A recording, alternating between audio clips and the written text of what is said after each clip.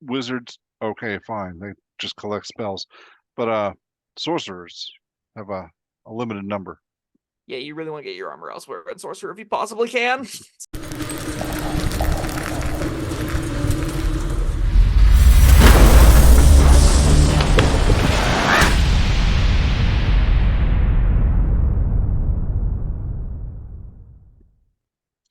Hello, friends. Robert Bevan here, author of the Caverns Creatures series of comedy, fantasy novels, and short stories. With me is Sam West, and today we're talking about the spell Mage Armor. Wow. Where are my books? I need books. I don't have any books on me, but I would use them because I'm a nerd and Mage Armor is books. It's funny. Yeah. This is literally the best light armor in the game, basically, for a first level spell slot, is what you trade. Well, I mean, say base light armor, best light armor you can get that isn't magic, as far as like magic items go. But it is magic, it's Mage Armor, so this analogy doesn't work perfectly. It's a first level spell, go to cast have an action, bring to touch. It requires a piece of cured leather. Duration is 8 hours, schools have duration. You touch a willing creature that isn't wearing armor, and a protective magical force surrounds it until the spell ends. Generally, no concentration, so you don't have to worry about that falling off ever. The target's base AC becomes 13 plus a dexterity modifier. The spell ends if it dons armor or you dismiss it as an action. That's it. Yep. Pretty simple stuff. Yep. I like no concentration. I like 8-hour duration. But it's armor. Yep. It's for sorcerers, wizards. It makes sense. This is basically how they get their good AC. Notably, if we look at the light armor that exists in the game, Studded Leather is the best. It comes at 12 plus dex mod, and this is 13 plus dex mod. So hypothetically, if you got a rogue in the group, or you are a rogue and you want slightly better armor, and you're like a arcane trickster, you can get a +1 AC by taking mage armor if you really want to. You know, just thought things to think about if you're really in the market for it. You're going to get AC of like 18 pretty easily there. That's not too bad. Other characters probably looking at AC of like 15 to 16 with this, which is pretty reasonable. The base plus 13 is going to be pretty good. You're still incentivized to take a high dex on both sorcerer and wizard because it's the second best, if not the best stat in the game, depending on who you are. So like 99% of the time, you're going to want at least +2 in dex. Maybe it's a +1 dex, +2 con kind of deal. But in any case, you're going to have a reasonable AC if you put this on your sheet. And then adding on top of that shield, you're just going to be like, oh, I've got a comfortable AC whenever I need it, and it only costs me a first level spell slot. That's fine. Well, 2 first level spell slots. No, for shield too. Yeah. I will definitely say this is a spell I don't want to cast at first and second level, basically ever, because your spell slots are precious then. The moment you hit like 5th level, I don't care about one first level spell slot for a decent AC. I'll take that trade 100% of the time. It's just when you pick this up is sort of my little question mark. It's somewhere around 3rd level is when I probably start to put Mage Armor on my sheet. You know, it's just going to vary table to table, but I wouldn't recommend using like half or a third of your spell slots for this in the low tiers. Well, that's what I was going to ask. I mean, wizards, okay, fine. They just collect spells. But sorcerers have a limited number. Yeah, you really want to get your armor elsewhere in Sorcerer if you possibly can. Sorcerer is not an option that I'm like eager to ever take Mage Armor. It's really expensive for them to do it. So yeah, how you get this on Sorcerer is a really big question, and I don't have a great answer for you. It might be like at 3rd level, you replace one of your other first level spells with this. Might be where you're at if you want a decent AC on Sorcerer. It might be the kind of same thing at 5th level, right? Where you're swapping something out. Because if you look at it, you know 2 spells at 1st level, you know 3 spells at 2nd level, and you know 4 spells at 3rd level. So like you have very few to work with, and you want them to be generally doing more impactful things than this. So, all right, you know. Let me ask you this. Is that a reason to consider the lightly armored feat? No. No. I knew the answer when I asked him. Sure isn't. You would much rather find a way to get a first level abjuration spell. I don't know if either of the Shadow Touch or Fey Touch do that. Let me double check. Shadow Touch gives you... Let's see. I'm checking. It gives you invisibility and then a necromancy or illusion spell. And Fey Touch is enchantment or illusion. So neither of those will give you access to Mage Armor. Bummer.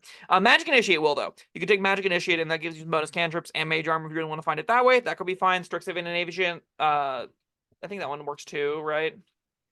If we get a Strixhaven Initiate, blah, blah, you probably can get it this way as well. So if you're going to take a feat to get a higher armor class, you might as well get some cantrips out of the, or as part of the deal too, right? Sure.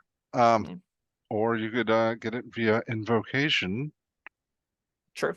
If you do the multi-class warlock thing, you could also just be a warlock to start with and start with light armor and then never have to worry about this. Yeah. Like you never you're not going to trade the +1 AC for the invocation. No, yeah, that's where I thought you were going with that. But there is the little combo, the multi-class thing. What is that? It was on one of the builds that Cameron made, but I think you had heard of it before. I mean, Sorcerers and Warlocks go typically bread and butter because you quicken Eldritch Blast. That's their whole gimmick. And you can do coffee lock things, and coffee locking is taking a series of short rests and using Font of Magic Sorcerer's feature to turn Warlock spell slots into other spell slots, long rest spell slots. You can just do that as long as you don't take long rests. It's really, really gross. Those are two options at least. No, I was talking about the one, I think maybe it's Abjuration Wizard with the Arcane Ward where you just spam Mage Armor over and over again. Yeah, and you get to refresh your ward whenever you want. Yes, basically. That's what it was. That's what it was. Yeah. It's a Sorcerer Wizard combo. It's pretty cute. That's a fun use. It doesn't really count for Mage Armor because you need Mage Armor via this invocation specifically. Yeah, which means you're not really doing that in Sorcerers. I'm sorry, that's a Wizard Warlock option, not a Sorcerer Warlock option. Yeah. If you're looking for armor on Sorcerer, multiclassing Bard gives you light armor. Multiclassing Cleric gives you light and medium armor. Druid gives you light and medium armor. Fighter gives you light and medium armor. Monk gives you nothing, so don't do Monk. But that's true. They give you unarmored movement. You can even do it as Monk if you want to. Same with Barbarian. You don't probably want to do it as Barbarian because you'd have to hit things and not use spells. But almost every single multi-class option you can get is going to give you at least light armor, and often sorcerers are in the market to take 1 or 2 dip levels in other classes. Usually Warlock, but you can do other things too, like with Bard or with Cleric or with Druid or a bunch of different other directions at some point. It's usually worth a level investment for those kind of things to shore you up, and you won't feel that awful being, especially if you're one of the only full casters of the party, being a single level behind in your full casting progression. And you won't be in the case of multi-classing Bard. You just won't get your sorcerer features earlier. So yeah, that's what I was thinking. If you're after some armor class, I think multi-classing is almost always better than just choosing Mage Armor, because multi-classing is going to give you some other fun stuff as well. Yeah.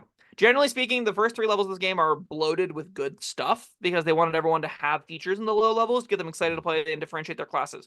That just means multi-classing into a bunch of different classes for 3 levels gives you tons of little bits of juice that you could piece together into awesome stuff.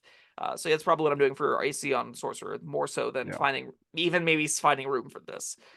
That's not to say you can't. It's just it's hard. So yeah, I mean, even Wizards, down the line, it's going to be super cheap, but you probably still have. You start with 8. Yeah.